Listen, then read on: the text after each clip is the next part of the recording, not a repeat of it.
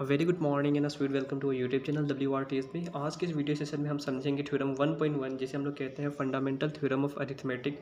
तो सबसे पहले हम इस थ्योरम को पढ़ेंगे और उसके बाद समझेंगे कि ये कहना क्या चाहता है। Every composite numbers can be express और factorise as a product of primes and this factorisation is unique apart from the order in which the prime factor occurs. तो सबसे पहले इस थ्योरम को समझने के लिए हम लोग क्या करेंगे, सबसे पहले कंपोजिट नंबर क्या होते हैं, प्राइम नंबर क्या होते हैं, इसको समझेंगे। तो सबसे पहले हम लोग प्राइम की बात करते हैं। प्राइम नंबर हमारा एक ऐसा नंबर होता है जिसके पास बस कितने फैक्टर होते हैं, ओनली टू फैक्टर।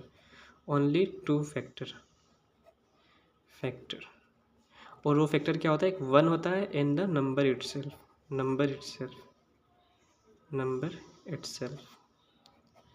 जैसे कि अगर हम बात करें टू की, तो टू ऐसा नंबर है जिसको टू डिवाइड करेगा और वन डिवाइड करेगा।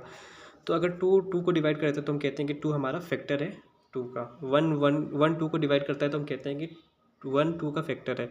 तो ऐसा नंबर जिसके पास, ये हमारा नंबर, इस नंबर की हम बात कर रहे हैं, इसके पास कितने फैक्टर है, बस दो फैक्टर। एक तो वन है और नंबर इटसेल्फ। तो ऐसा नंबर जिसके पास बस दो फैक्टर हो उसको हम लोग क्या कहते हैं, प्राइम नंबर। अगर मैं बात करूं, अगर जैसे सिक्स की, तो सिक्स के पास कितने फैक्टर है, सिक्स को सिक्स भी डिवाइड कर देगा, सिक्स को थ्री भी डिवाइड कर देगा, सिक्स को टू भी डिवाइड कर देगा और सिक्स को वन भी डिवाइड कर देगा। तो इस केस में अगर आप देखो तो सिक्स के पास कितने फैक्टर है, वन टू थ्री फोर। तो मोर देन टू फैक्टर। तो ये आपका नंबर क्या हो जाएगा, प्राइम नहीं होगा। ठीक है, अब हम लोग चलते हैं कंपोजिट के ऊपर। कंपोजिट नंबर क्या होता है,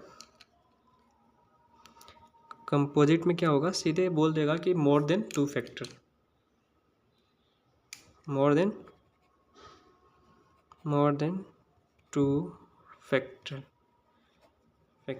तो अगर बात करूँ यहाँ पे 12 की, तो 12 को 12 डिवाइड कर देगा, 6 डिवाइड कर देगा, 4 डिवाइड कर देगा, 3 डिवाइड कर देगा, 2 डिवाइड कर देगा, 1 डिवाइड करेगा।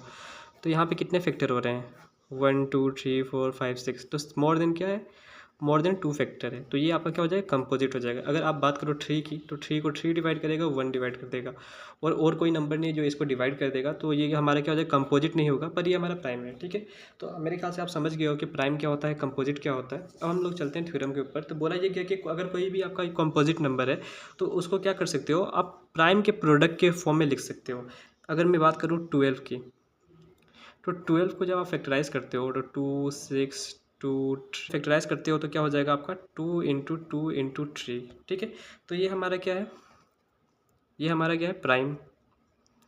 ये भी हमारा क्या है, प्राइम है। टू हमारा प्राइम है और थ्री भी हमारा क्या है, प्राइम है।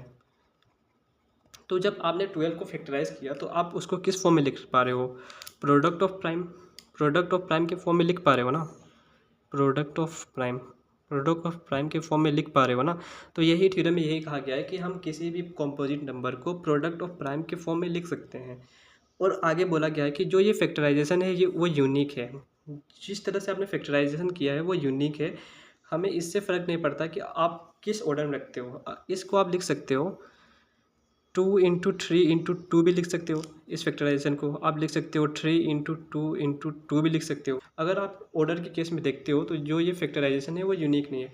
तो हम ऑर्डर की बात नहीं कर रहे हैं, ऑर्डर को हम क्या करते हैं, नेगलेक्ट करते हैं या इग्नोर करते हैं। ऑर्डर को छोड़ के ये जो फैक्टराइजेशन है वो यूनिक है। क्यों यूनिक है, जैसे कि टू इंटू थ्री, तो 12 की जब फैक्टराइजेशन करोगे तो जो टू हमारा जो प्राइम फैक्टर है वो कितने बार बस आ रहा है, बस टू टाइम्स। और जब 12 की फैक्टराइजेशन करोगे तो थ्री कितने बार आ रहा है, वन टाइम्स बार आएगा, टू टाइम्स, और थ्री कितने बार आएगा, वन टाइम। ठीक है, तो जब भी आप 12 की फैक्टराइजेशन करोगे तो टू हमेशा टू टाइम्स ही आएगा, थ्री हमेशा वन टाइम्स ही आएगा। तो इस तरह से यूनिकनेस को कहा गया है। और आप जब 24 की बात करते हो तो 24 को आप लिख सकते हो टू इंटू थ्री। तो 24 की फैक्टराइजेशन में जो टू है वो कितनी बार आ रहा है, थ्री टाइम्स, और जो थ्री है वो कितनी बार आ रहा है, वन टाइम। तो इसके फैक्टराइजेशन, इस कंपोजिट नंबर के फैक्टराइजेशन से इसके फैक्टराइजेशन में अंतर है कि नहीं। इसीलिए बोला गया कि हर एक कंपोजिट नंबर की जो फैक्टराइजेशन होती है वो यूनिक होती है। क्योंकि इसके में अगर ये भी टू टाइम्स होता तो सेम कह देते, पर इसके फैक्टराइजेशन में क्या हो रहा है, आपका टू जो है थ्री टाइम्स आ रहा है। और जब भी आप 24 की फैक्टराइजेशन करोगे तो जो टू आएगा हमेशा थ्री टाइम्स आएगा, और थ्री आएगा वो हमेशा वन टाइम आएगा। ठीक है, हमें कोई फ़र्क नहीं पड़ता कि किस तरह आप ऑर्डर में रखते हो, पर जो ये फैक्टराइजेशन है वो यूनिक है। तो मेरे ख्याल से आपको इस वीडियो की मदद से समझ आ गया होगा कि हमारा फंडामेंटल थ्योरम ऑफ अरिथमेटिक है क्या। अगर आपको ये वीडियो अच्छा लगा हो तो please like share and subscribe and thanks for watching the session.